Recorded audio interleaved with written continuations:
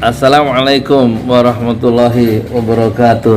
Saya Yudi Pramuko, tukang donat dari Parung Youtuber, tertua di semesta. Majelis Ulama Indonesia itu kemarin mendesak ya, supaya Joko Widodo atau Presiden Joko Widodo ditahan karena melanggar protokol kesehatan saat kunjungan kerja di Maumere, Nusa Tenggara Timur. Dan videonya seperti itu, kerumunan. Alasannya apa? Kata Pak Anwar Abbas, ketua salah satu tokoh di Majelis Ulama itu, karena sama Habib Rizik melanggar protokol kesehatan, ditahan, didenda, terus ditahan. Kenapa nggak diperlakukan sama kepada Pak Jokowi? Nah, itu kan. Nah, itu suara yang benar begitu tuh. Tapi kalau dipikir-pikir ya, ini Indonesia tuh aneh ya. Satu, ekonomi lagi memburuk ya, tapi kekuasaan begitu sombongnya ya kan? Dan rakyat tuh benci tuh. Paling enggak yang komen-komen yang saya baca di asal saya bikin video tentang politik, semuanya menyerang pemerintah, menyerang Pak Jokowi, menyerang Dr. Tirta ya. Ini sebenarnya negeri apa? Nggak ada rasa persahabatan, nggak ada rasa kasih sayang. Ya harus terus kapan damainya? Padahal urusan begini besar ya, pengangguran di mana-mana. Ini mulai bulan ini semua karyawan di dekat sini tutup dan semuanya dirumahkan. Satu retail yang besar, perusahaan retail yang besar di sini ya, di Indonesia, dan merumahkan seluruh karyawannya. Itu berarti ada berapa ribu orang yang kelaparan, nggak punya pekerjaan karena tulang punggungnya tiba-tiba dirumahkan karena kondisinya. Belum yang orang-orang kritik yang ditahan dan karena dianggap pelanggaran ITE, menurut itu kontras LBH ratusan yang dimasukkan penjara. Terus sekarang gimana? Saya heran juga tuh menganalisanya gimana sih. Satu-satunya oposisi yang bersuara yang keras dan lantang dan jernih cuman di Indonesia tinggal satu sekarang, Rocky Gerung, nggak ada lagi.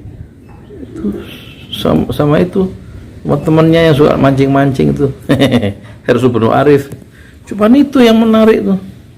Nah, yang lain siapa? Artinya dia tiap hari mempertanyakan ya secara etika dalam mengelola kekuasaan dan macam-macam soal.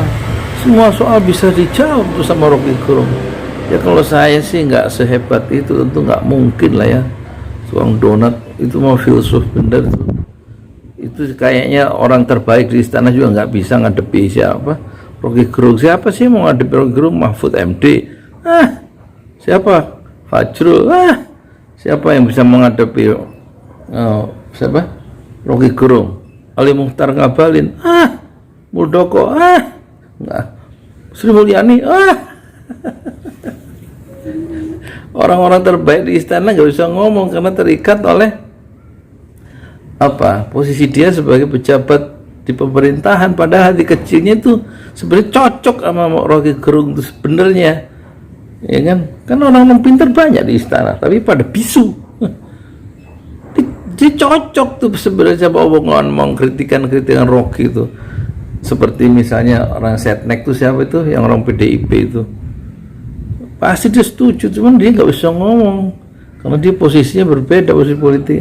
Mahfud pasti cocok sama Rocky Gerung, itu pasti, karena Rocky Gerung tuh bicara pakai otak yang jernih, kalau bahasa dia pakai akal sehat, nggak ada interest politik, nggak ada interest kekuasaan, nothing tulus ya, keluarga nggak punya dia. Jadi nggak ada yang dia pertaruhkan ya, kecuali dirinya sendiri. Makanya dia bebas sebebasnya melakukan satu improvisasi seperti Pele, seperti Maradona itu kalau lagi ngocek bola, atau seperti Messi, atau seperti Zidane ya. Zidane itulah si siapa, Rocky Gerung tuh gampang membobol ya gawang istana dengan semau-maunya, dan tidak ada perlawanan intelektual sama sekali dari istana. kecuali basa-basi politik. Tapi akhirnya apa? Kalau kepura-puraan seperti ini yang dilakukan oleh istana dan banyak intelektual yang terpaksa bisu karena juga ditakutkan kehilangan jabatannya dan kehilangan ininya, marwahnya, atau kehilangan privilege-nya, keistimewaan sebagai pejabat publik di lingkar satu istana, ya kan? Makanya jadi rusak nih negeri ini ya, penuh dengan kebohongan, penuh dengan kepura-puraan. Yang rugi siapa? Ini ya kayak saya ini rugi. Jadi orang elit yang berantem, rakyat yang kecepit, kan itu ya. Jadi solusinya apa kalau menurut saya? Udah tahanan-tahanan politik itu dikeluarin aja, Habib Rizik keluarin, ya, dirangkul maksudnya, bukan dipukul, bukan dibenamkan penjara, ditaruh pasal-pasal kasus-kasus yang lain. Terus pesantrennya itu dibantu sama pemerintah yang di Megamendung, ya kan? Terus apalagi FPI, Front Pembela Islam, itu dihidupkan lagi, HTI dihidupkan lagi supaya ada kebersamaan gitu loh. Ahmadiyah aliran sesat dibiarin, Syiah aliran sesat dibiarin, HTI orang Islam, Quran Sunnah, Front Pembela Islam yang dasarnya Quran Sunnah dibubarin. Bagaimana ceritanya sih kita ini? Bisa ngelola negara nggak sih sebenarnya? Kalau nggak bisa, saya nih jadi presiden. Bebas-bebas itu yang di penjara-penjara yang ratusan orang ya, supaya indeks demokrasinya nggak turun di mata dunia, supaya nanti investasinya itu jadi enak, orang tuh jadi ada trust, ada percaya kepada negeri Indonesia yang demokratis. Sekarang nggak ada tahanan-tahanan politik, sekarang sedikit-sedikit ditangkap, sedikit-sedikit dilaporin. Ini negeri apa sih sebenarnya? NKRI apa bukan? Apa? Nggak jelas. Jadi coba tenaga-tenaga yang pengkritiknya hebat yang sekarang di penjara itu, seperti Gus Nur, bebasin aja. Habib Rizik bebasin. Itu diundang semuanya yang mengkritik, pengkritik tuh, Syahganda, Anton Permana, Rizal Ram, diundang ke istana, rembukan deh gimana diberesin negeri ini bersama-sama. Kritik kok malah orang ini ditangkep itu bagaimana sih urusannya? Justru itu satu kekuatan loh. Jadi saling tolong menolong dalam kebaikan dan takwa. Kalau ngeritik itu ada sebabnya ya, karena penguasanya melenceng, nggak adil, makanya dikritik. Bisanya ngeritik kan nggak punya kekuasaan, cuma lidah dan data, ngomong doang misalnya kan. Senjata nggak punya, hanya punya apa? Senjata kata-kata ya, enggak. Susah amat sih, kayaknya ribet amat sih ngurus Indonesia. Kenapa ribet? Ya karena dibikin ribet sendiri. Si pejabat anu tuh punya pabrik mobil Cina di sana, ya tentu dia si ini punya pabrik batu bara di sana, sewa gedung di sana sini, ya tentu dia ingin mempertahankan ketamakannya itu kan, sebagai pribadi atau sebagai kelompok dalam oligarki itu kan. Nah itu yang jadi masalah tuh. Sebenarnya kalau yang kritik-kritik itu dibebas-bebasin, terus ayo kita rembuk nasional, gimana nih menyelamatkan rakyat kita yang pada susah makan, pada beli beras literan, yang sarjana-sarjana pada nganggur tuh bagaimana dipikirin apa? Oleh siapa? Ya oleh orang-orang pintar itu, baik yang di penjara, sekarang dikeluarin, terus rembukan nasional gitu loh, istilahnya apa sih?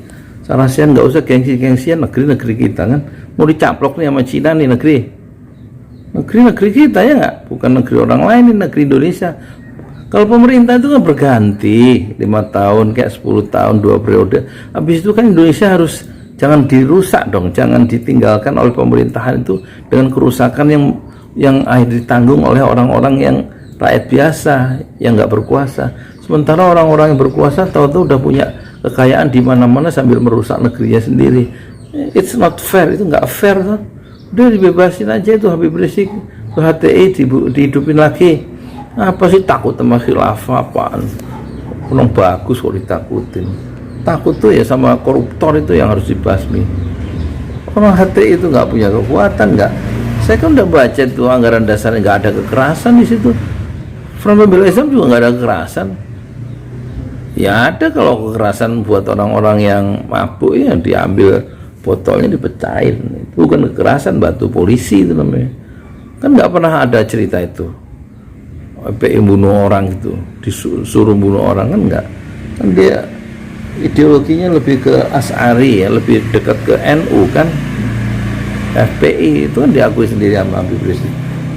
Udah solusinya menurut saya gitu deh, dilepas-lepasin ya. Gus Nur tuh kekuatannya apa sih, cuma ngomong doang kan, dia ngomong keras, jadi dengerin omongannya Gus Nur tuh supaya jalan pemerintahan agak bener. Ya dia begitu rubah gayanya, mau nggak usah diubah. Masa Gus Nur harus gayanya seperti gaya saya, nggak mungkin lah. Atau Gus Nur seperti gaya Rizal Ramli gitu, nggak, masing-masing lah.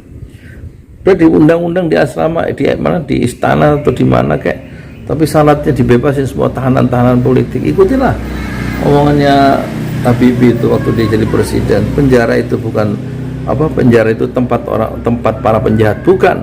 Penjara bukan tempat orang-orang yang berbeda pendapat. Saya Yudi Pramukoto, Donat dari Parung, YouTuber tertua di semesta Fasbir Sabron. Jamilah, bersabarlah dengan kesabaran yang indah. Assalamualaikum warahmatullahi wabarakatuh.